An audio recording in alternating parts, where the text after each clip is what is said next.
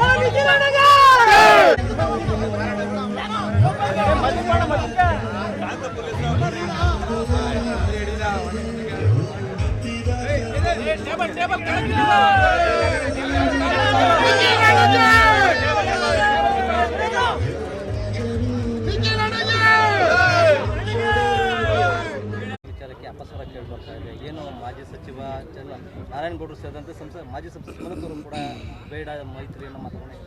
ನೋಡಿಪ್ಪ, ಮೈತ್ರಿ ಬಗ್ಗೆ ತೀರ್ಮಾನ ಮಾಡ್ತಕ್ಕಂಥದ್ದಕ್ಕೆ ಇಲ್ಲಿ ನಾವಾಗಲಿ ನೀವಾಗಲಿ ಯಾರು ಕೂಡ ಈ ಮೈತ್ರಿ ಯಾವಾಗ ಸಂಬಂಧ ಬೆಳೀತಲ್ಲ ಆ ಸಂದರ್ಭದಲ್ಲಿ ನಂಟು ಬೆಳೆದಿರ್ತಕ್ಕಂಥದ್ದು ಒಂದು ದೇವೇಗೌಡರು ಸಾಹೇಬರು, ಕುಮಾರಣ್ಣವರು ಜೊತೆಯಲ್ಲಿ ಕೇಂದ್ರದ ನಾಯಕರ ಜೊತೆ ಭಾರತೀಯ ಜನತಾ ಪಾರ್ಟಿಯ ಮಿತ್ರ ಪಕ್ಷದ ಜೊತೆ ಒಂದು ನಂಟು ಬೆಳೆದಿದೆ.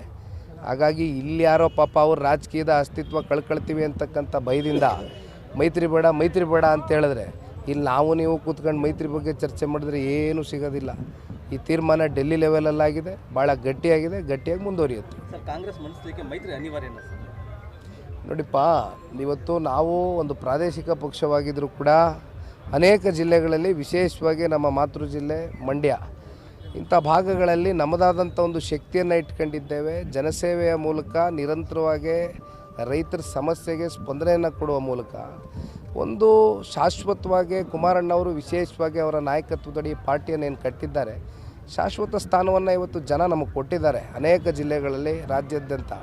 ಹಾಗಾಗಿ ಇವತ್ತು ನಮಗಿರ್ತಕ್ಕಂಥ ಶಕ್ತಿ ಜೊತೆಯಲ್ಲಿ ಭಾರತೀಯ ಜನತಾ ಪಾರ್ಟಿ ಅವ್ರಿಗಿರ್ತಕ್ಕಂಥ ಶಕ್ತಿ, ಆ ಸಮ್ಮಿಲನ ಆದಂಥ ಸಂದರ್ಭದಲ್ಲಿ ಲೋಕಸಭಾ ಚುನಾವಣೆಯ ಫಲಿತಾಂಶ ನಮ್ಮ ಕಣ್ಮುಂದೆ ಇದೆ.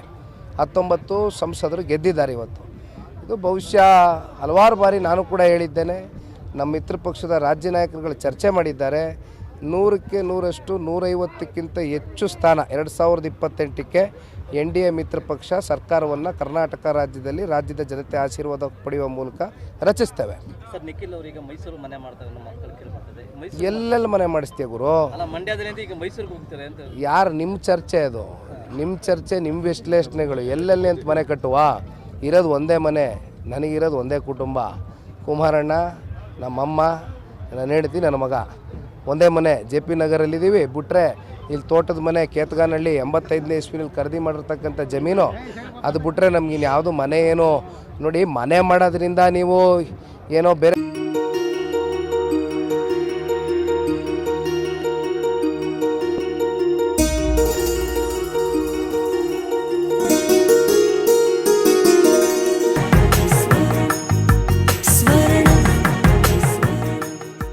ಸ್ವರ್ಣ, ಇದು ಬಾಂಧವ್ಯಗಳ ಬೆಸುಗೆ.